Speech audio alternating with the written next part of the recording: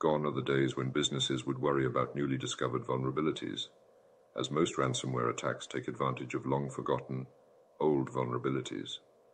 Cybersecurity Works, Ivanti, Cyber and Securin recently published a report that found that 76% of all vulnerabilities used in ransomware attacks were discovered between 2010 and 2019.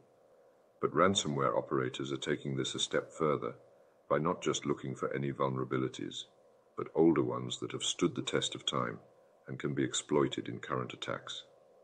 In 2020, of the 56 vulnerabilities used in deploying malware, 35% were discovered between 2015 and 2019.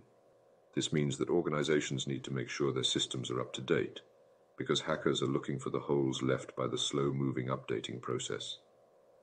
Srinivas Mukkamala, Chief Product Officer at Ivanti, says, "Combating ransomware has been placed at the top of the agenda for world leaders because of the rising toll being placed on organizations, communities, and individuals.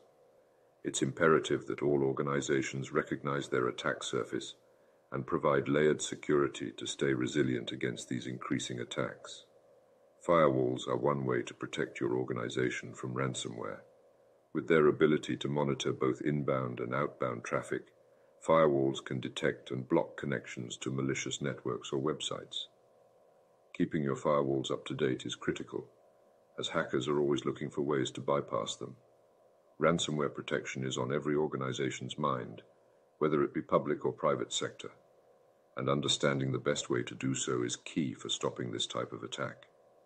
While newer vulnerabilities may require some research, there are many older security holes still being used in attacks, so organizations should be aware of their attack surface and use layered security to prevent the installation of malicious code.